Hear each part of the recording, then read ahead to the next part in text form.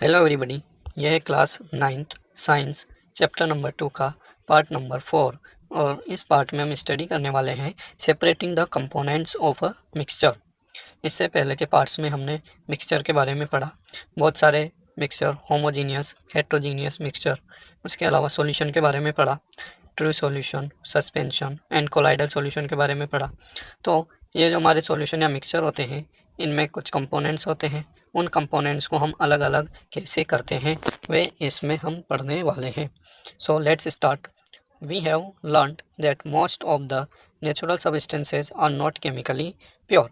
हमने ये देखा है, पढ़ा है ऊपर कि ज़्यादातर नेचुरल सब्सटेंसेज केमिकली प्योर नहीं होते हैं, वह दो या दो से अधिक सब्सटेंस के या कंपोनेंट्स के मिक्सचर होते हैं। Different methods of separation are used to get individual components from a mixture. किसी भी मिक्सचर के कंपोनेंट्स को अलग अलग करने के लिए, उसके जो इंडिविजुअल कंपोनेंट्स हैं उनको अलग अलग करने के लिए हमारे पास कई तरह से अलग अलग मेथड होते हैं। Separation makes it possible to study and use the individual components of a mixture. तो सेपरेशन से हमें क्या फ़ायदा होता है? सेपरेशन की वजह से हम मिक्सचर के कंपोनेंट्स को अलग अलग तो कर ही पाते हैं, साथ में हम उसके जो कंपोनेंट्स होते हैं उनको स्टडी भी कर सकते हैं और उनको और अधिक तरीके से यूज भी कर सकते हैं। Heterogeneous mixture can be separated into their respective constituents by simple physical methods like hand picking, sieving, filtration that we use in our day-to-day life.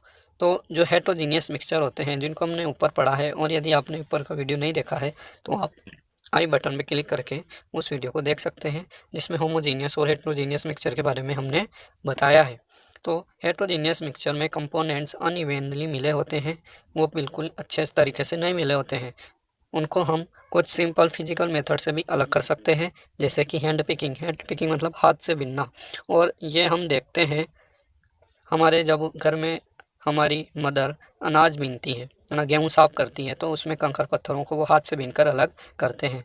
इसके अलावा सीविंग होता है। सीविंग मतलब जैसे आटा छानना, आटे में यदि भूसे के कुछ पार्टिकल्स मौजूद हैं तो वे सीविंग के द्वारा अलग किए जा सकते हैं। उसके अलावा फिल्ट्रेशन में जैसे नल में गंदा पानी आता है ना, उसमें रेत कंकड़ पत्थर आते हैं बारीक, तो हम उनको फ़िल्टर करके अलग कर सकते हैं। यहाँ तक कि हम उसमें से बैक्टीरिया जैसे माइक्रोब्स को भी फ़िल्टर आजकल कर सकते हैं। तो ये हमारे our day to day life में कुछ प्रोसेस है जिनको हम यूज़ करते हैं। Sometimes special techniques have to be used for the separation of components of a mixture. और कभी कभी कुछ स्पेशल टेक्निक्स का यूज किया जाता है इन कंपोनेंट्स को अलग अलग करने के लिए, और उन्हीं विशेष टेक्निक्स के बारे में हम आज पढ़ने वाले हैं। जैसे कि how can we obtain coloured component dye from blue black ink. हमारी जो इंक होती है ब्लू कलर की, ब्लैक कलर की, रेड कलर की, है ना, तो उसमें जो डाई होती है, कंपोनेंट्स होते हैं, उनको हम कैसे अलग अलग कर सकते हैं। तो एक्टिविटी 2.4 में हम ये देखने वाले हैं। Fill half beaker with water. हमें एक बीकर लेना है और उसको वाटर से आधा भरना है। पुट अ वाच गिलास on the mouth of the beaker. और बीकर के माउथ पर एक वाच गिलास रख देंगे, जैसे हम डायग्राम में देख लेते हैं। पहले ये नीचे बीकर है, बर्नर है, बर्नर के ऊपर हमने बीकर रखा है, बीकर में पानी भरा हुआ है, और पानी के बीकर के ऊपर एक वाच गिलास है जिसके अंदर इंक रखी गई है। और जैसे हम इसको हीट करते हैं, हीट करने के बाद इंक में से वेपर निकलती हुई हमें दिखाई देती है। We observe the vapours arising from the ink. Then put few drops of ink on the watch glass. हम वाच गिलास में कुछ इंक की बूंदें हमें डालनी है। Now start heating the beaker. और बीकर को हीट करना शुरू करना है। We do not want to heat the ink directly. और हम यहाँ पर इंक को डायरेक्टली हीट नहीं कर रहे हैं, है ना। बीच में हमने बीकर रखा है, तो बीकर रखने का रीज़न क्या है कि हम डायरेक्टली इंक को हीट नहीं कर रहे हैं। इससे क्या होगा, इंक स्लोली हीट होगी। इसको हम वाटर बाथ भी कहते हैं। इस तरह का अरेंजमेंट क्या कहलाता है, वाटर बाथ। ठीक, then you will see that evaporation is taking place from the watch glass।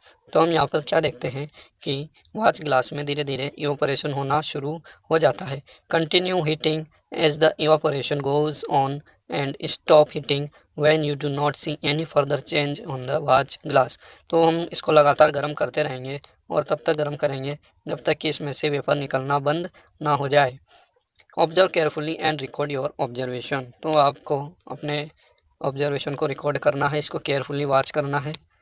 Now answer, यहाँ पर इस एक्टिविटी के बाद आप कुछ आंसर देने हैं। What do you think has got evaporated from the watch glass. आपको क्या लगता है कि वॉच ग्लास से कौन सी चीज़ इवापोरेट हो चुकी है। Is there residue on the watch glass. क्या वॉच ग्लास में कुछ रेजिड्यू बचे हुए हैं, अपशिष्ट बचे हुए हैं। What is your interpretation.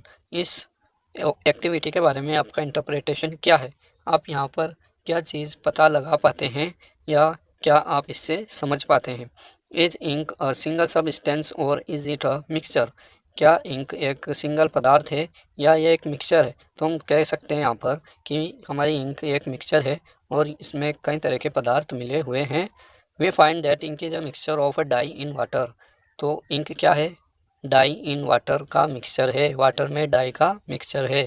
दस we can separate the volatile component solvent from its non volatile solute by the method of evaporation. तो हम यहाँ पर जो इंक में हमारा वोलेटाइल पदार्थ है, वोलेटाइल मतलब वाष्पशील, वाष्पशील कंपोनेंट है, सॉल्वेंट है, जिसके अंदर हमारे सोल्यूट यानी कि हमारे जो डाई के पार्टिकल्स हैं जो नॉन वोलेटाइल हैं वो मिले हुए हैं और इस विधि से हम उसको अलग कर सकते हैं। तो यदि आपके एग्जाम में क्वेश्चन आता है कि how will you separate the components of ink from its mixture, तो आप आंसर लिखेंगे कि by the process of evaporation we can separate it. इस तरह से इसमें क्वेश्चन आते हैं।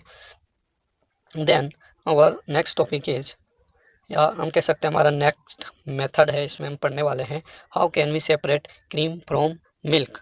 हम मिल्क से क्रीम को कैसे अलग करते हैं। Nowadays we get full cream, toned and double toned varieties of milk packed in polypacks और tetra packs in the market. तो आजकल मार्केट में पैक्ड दूध मिलता है, जैसे कि अमूल का दूध आता है, कोटा फ्रेश, सरस डेयरीज का दूध आता है। तो ये जो दूध आता है इसमें हमें फुल क्रीम, टोन्ड और डबल टोन्ड जैसी वेराइटीज़ मिल्क की देखने को मिलती है। उनके अंदर अलग अलग तरह का दूध होता है ना, और उनकी प्राइस रेटिंग भी अलग अलग होती है। कुछ दूध फुल क्रीम होते हैं जो बिल्कुल शुद्ध होते हैं, जिनसे क्रीम नहीं निकाली जाती है। कुछ टोन्ड होते हैं जिनमें से कुछ मात्रा में क्रीम निकाली जाती है, और कुछ डबल टोन्ड होते हैं जिनमें से पूरी तरह से क्रीम निकाल ली जाती है। तो इस तरह के मिल्क की प्राइसिंग और पैकिंग अलग अलग होती है। These varieties of milk contain different amount of fat, और इन अलग अलग पैकेट्स में अलग अलग अमाउंट की फैट होती है ना, इनमें फैट अलग अलग मात्रा में पाई जाती है।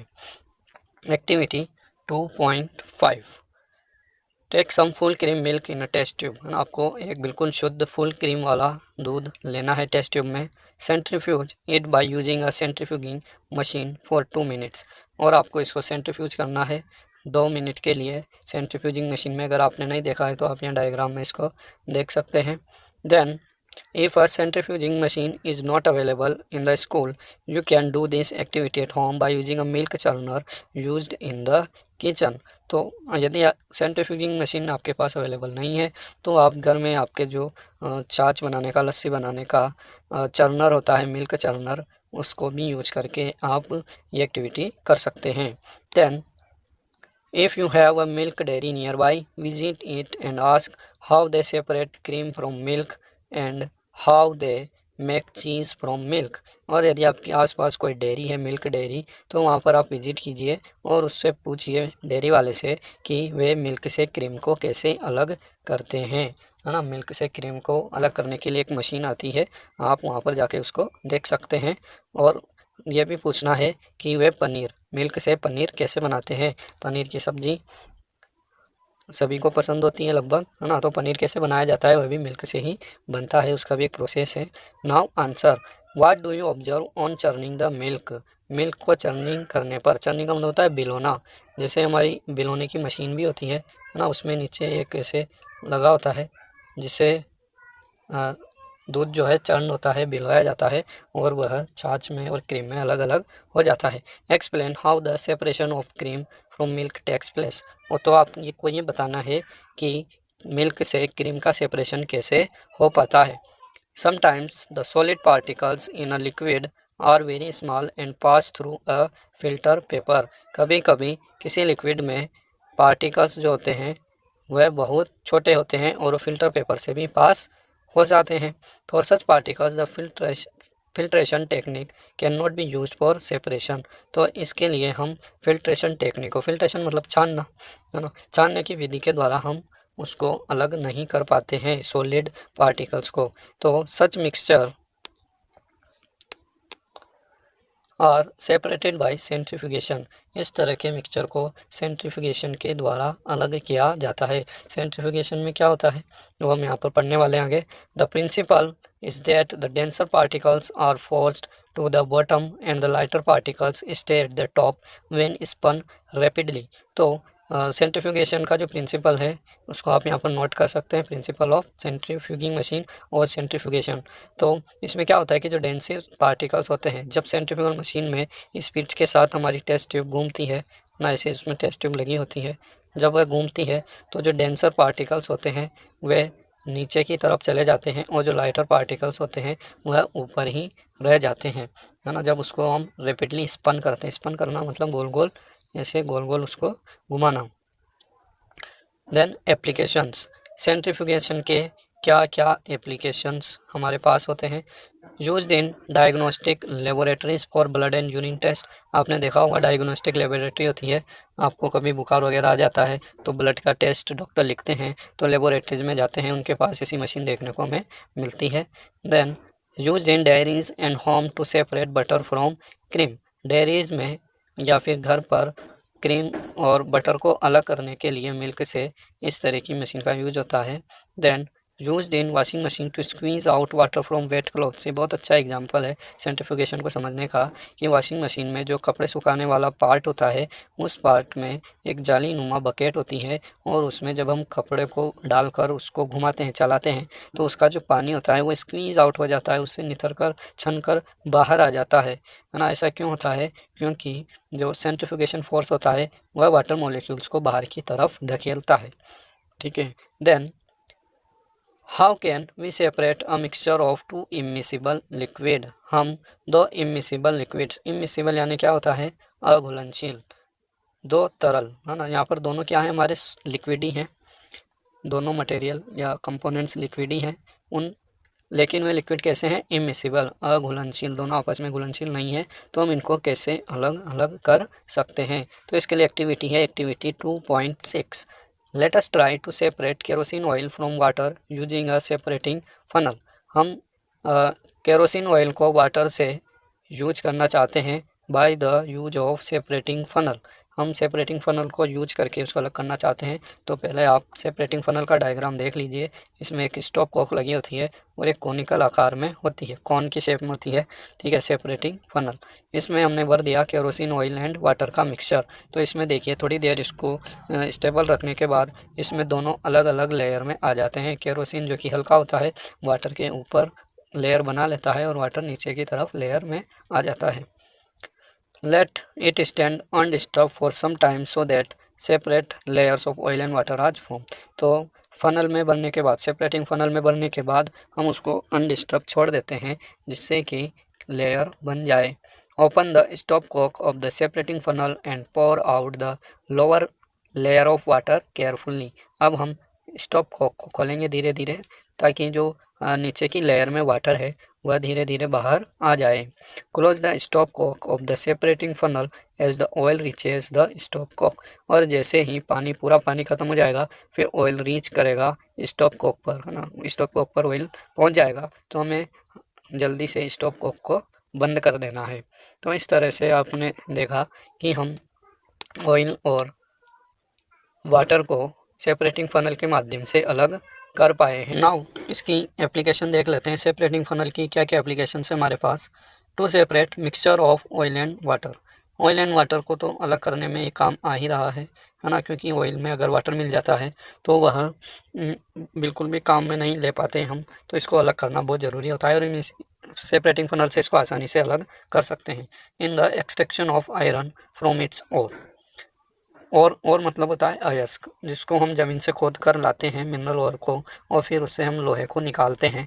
तो इसको निकालने के लिए जो लाइटर स्लैग होता है is remove from the top by this method to leave the molten iron at the bottom in the furnace. तो जो फर्नेस होता है, भट्टी होती है, इस ओर को, जो लोहे का ओर होता है हमारा हेमेटाइट मैग्नेटाइट, इसको काफ़ी अधिक टेम्परेचर पर गर्म किया जाता है और लोहा हमारे एकदम मोल्टन स्टेट में आ जाता है।